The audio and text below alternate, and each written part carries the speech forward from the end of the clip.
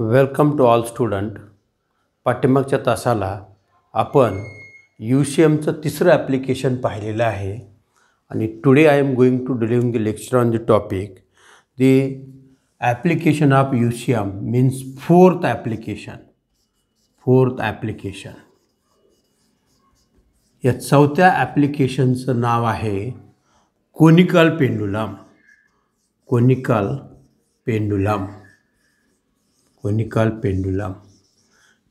पेंडुलमचे वेगवेगळे प्रकार आहेत. त्यापैकी कोनिकल पेंडुलम हा एक प्रकार आहे की सिंपल पेंडुलम,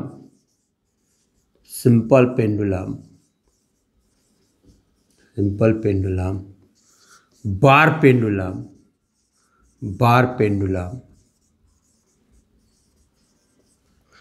सेकंड्स पेंडुलम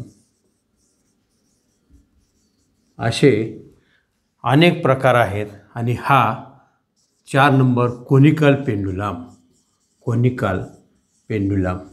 आता हे जे आहे ते application of UCM means fourth application आहे. 12वीच्या की पुस्तकामध्ये रोटेशनल डायनॅमिक्समध्ये की हे चौथं ॲप्लिकेशन आहे.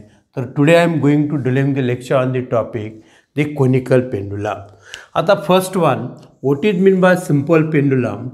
सिंपल पेंडुलम मीन्स काय आहे तर दिस इज दी बघा की mass of bob freely suspended बघा weightlessness inextensible string from the rigid support and it displaced in an angle theta and realized it start to oscillate with maximum amplitude. Then this type of म्हणजे freely oscillate होतो की displace केल्यानंतर अशा प्रकारच्या पेंडुलमला आपण simple pendulum असं म्हणतो. आता बघा हा कोनिकल पेंडुलम काय आहे की it is the simple pendulum बघा. बट बघा हीच डायग्राम आहे फक्त it wired in horizontal circle. एकदम सिंपल आहे simple pendulum. It is the simple pendulum बघा. आणि हा काय केलेला आहे की वायर्ड इन हॉरिझॉन्टल सर्कल आणि हा मास ऑफ बॉब आहे की hair is the CG centre of gravity. Therefore hair is the T0, hair is the angle theta, here is the C point म्हणजे center of the horizontal circle. H be the L cos theta बघा. H means height of काय आहे की हा conical pendulum तयार झाला simple pendulum पासून. फक्त काय केलेलं आहे की हा मास ऑफ बॉब आहे की heavy mass of bob freely suspended from the rigid support to the weightlessness inextensible string and it wired in horizontal circle. Then they are performing the uniform circular motion. Bob performing the uniform circular motion and near the point of suspension. Here is the A means point of suspension. हा rigid support आहे near the बघा की vertical string आहे ही and therefore near the point of suspension there produced the cone like structure. Then it is called as conical pendulum. म्हणजे conical पेंडुलमची व्याख्या सहज तयार होते की काय केलेलं आहे की mass of bob freely suspended to weightlessness inextensible string from the rigid support and bob wired in horizontal circle. Then it performing the uniform circular motion. Vertical string बघा they are making the angle म्हणजे near the point of suspension. Then this structure is called as the conical pendulum. आता आपल्याला की इथं या डायग्राममध्ये की काय काय दिसतं. H मीन्स काय आहे विद्यार्थ्यांनी लिहायचं आहे height of conical pendulum. C means center of the circle. हे जे हॉरिझॉन्टल सर्कल आहे त्याचा केंद्रबिंदू आहे.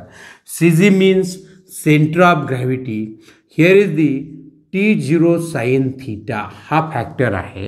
हिअर इज दी T0 आहे. Here is the T0 cos theta.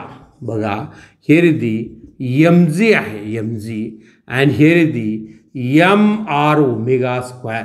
Means की हे सेंट्रिपिटल फोर्स आहे. आता इथं ॲक्शन काय होते, हा T0 आहे टेन्शन आहे and tension acting into two ways means the T0 sine theta and T0 cos theta.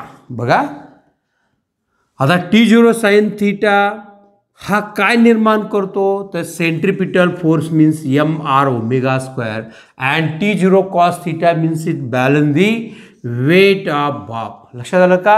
आता या वर्तुळाची त्रिज्या आता सगळी माहिती बघा. CG means centre of gravity. R be the radius of the horizontal circle. T0 means tension on the string. T0 cos theta vertical component. त्यानंतर T0 sine theta horizontal component. त्यानंतर R radius of the horizontal circle. हां H हा लिहिलेला आहे. H be the height of conical pendulum. Theta be the angle. A be the point of suspension. R be the rigid support आहे. त्यानंतर बघा M be the mass of bob. G be the acceleration due to gravity and MG be the weight of bob. तर अशा पद्धतीने की conical पेंडुलममध्ये ही माहिती दडलेली आहे आणि विद्यार्थ्यांनी हे पूर्ण करायचं आहे की H be the height of conical pendulum. C be the centre of horizontal circle. CG be the centre of gravity. R be the radius of the horizontal circle. T0 be the tension on the string. T0 cos theta means it is the vertical component. T0 sin theta it is the horizontal component. R be the radius. बघा I repeat radius. Theta be the angle. A be the point of suspension. R here is the बघा की R be the rigid support. हा जो आहे तो rigid support आहे. M be the mass of the bob. G be the acceleration due to gravity. Mg be the weight of bob and capital L be the length of the string. ही जी string वापरली conical pendulum मध्ये तर त्याची लांबी L आहे. लक्षात घ्या. मग आपल्याला की याच्यावरून की period of the conical pendulum हे डेरिवेशन आपल्याला तयार करावं लागेल. आता पिरियड आपण पिरियडसाठी सिंबॉल T वापरतो. इथं आपण T वापरला नाही टेन्शन तर टेन्शनसाठी T0 वापरायचं म्हणजे त्यातला फरक. T बी दी पिरियड असतो आणि T0 be the tension in the string आहे. आता बघा की this T0 acting into two ways. T0 cos theta it is the vertical component and which is the balance the weight of bob means mg and this is called as the equation number first. अशा पद्धतीने विद्यार्थ्यांनी पहिलं equation तयार करायचं.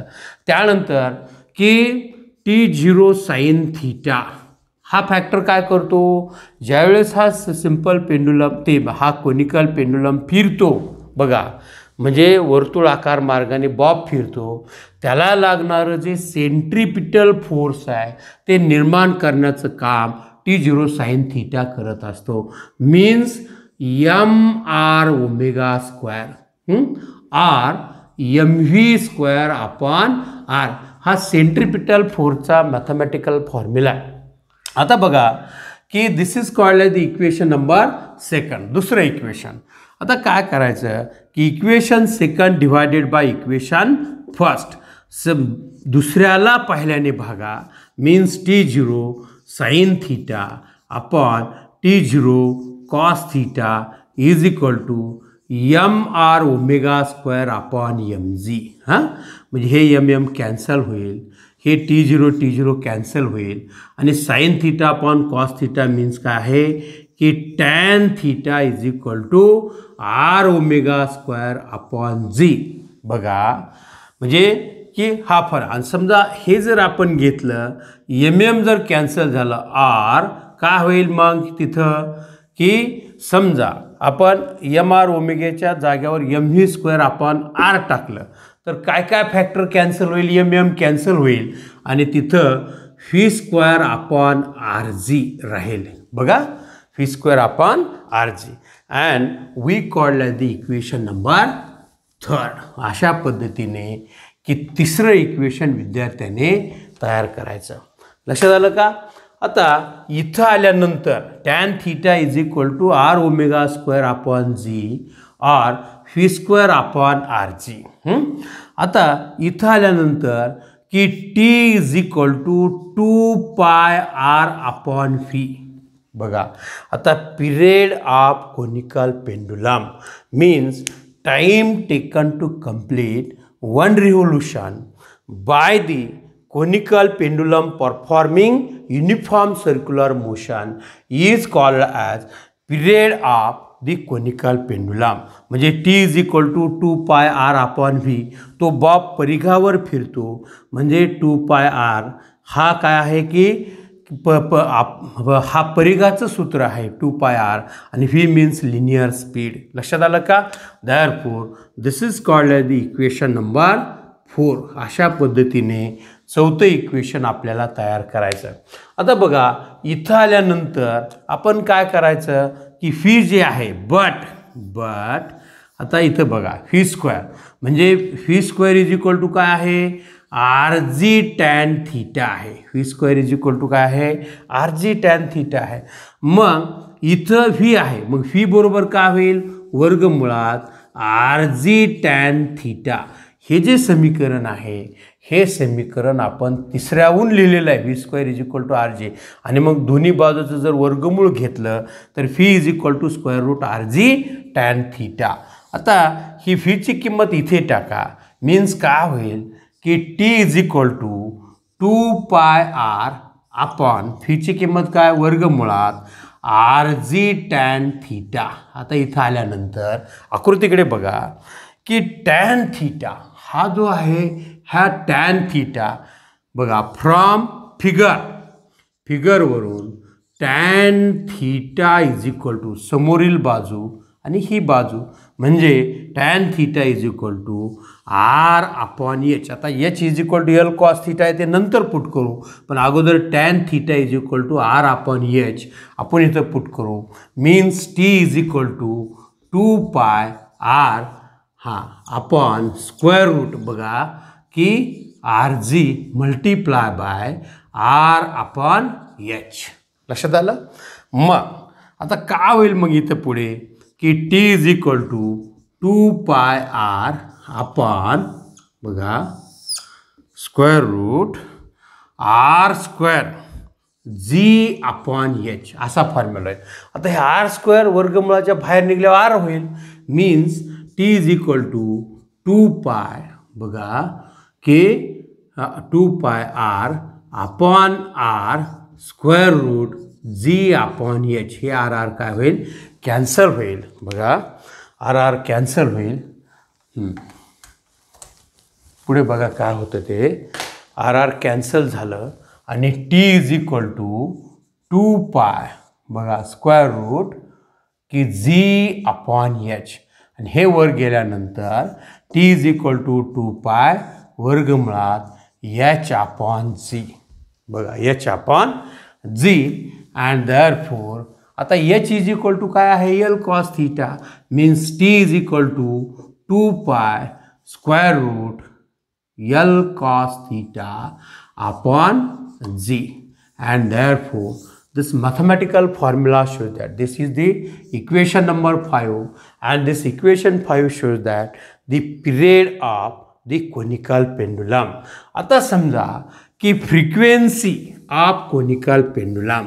आता फ्रिक्वेन्सीच्या संदर्भामध्ये frequency means काय आहे reciprocal of the period means N is equal to 1 upon T आहे फ्रिक्वेन्सीचा formula N is equal to 1 upon T आणि टी इज इक्वल टू काय मग एन इज इक्वल टू बघा की 1 अपॉन 2 पाय स्क्वेअर रूट बघा L cos theta upon G आहे.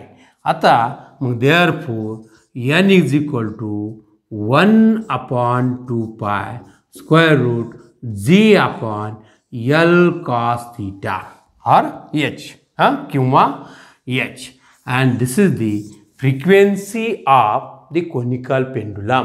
म्हणजे हे mass of bar performing the number of revolution in 1 second, then it is called as the frequency. किंवा n is equal to 1/2 square root g upon h. h is equal to l cos theta आहे. तर I stop here. बघा तर इथे आपण थांबू.